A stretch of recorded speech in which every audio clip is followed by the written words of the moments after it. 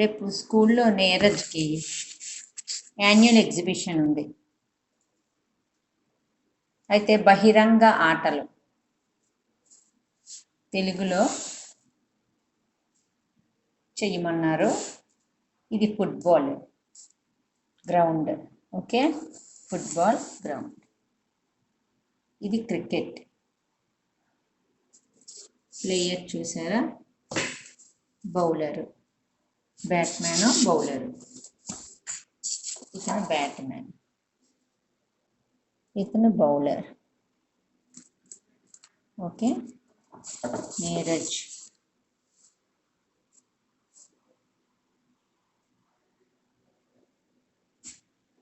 దీనికి మరి ప్లకార్డ్ కూడా తయారు చేయాలని ప్లకార్డ్ తయారు చేశాను. మరి దీనికోసం మనం చెప్పాలి కదా. ఇదిగోండి, బహిరంగ ఆటలు.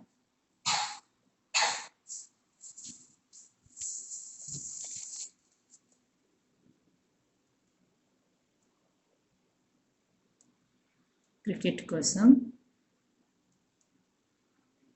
4 పాయింట్లు రాశాను.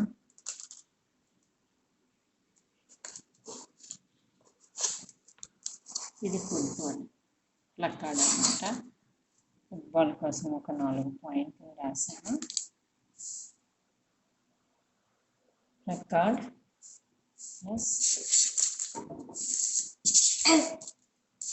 బాగుంది కదా. ప్లీజ్ లైక్ అండ్ సబ్స్క్రైబ్ చేయండి.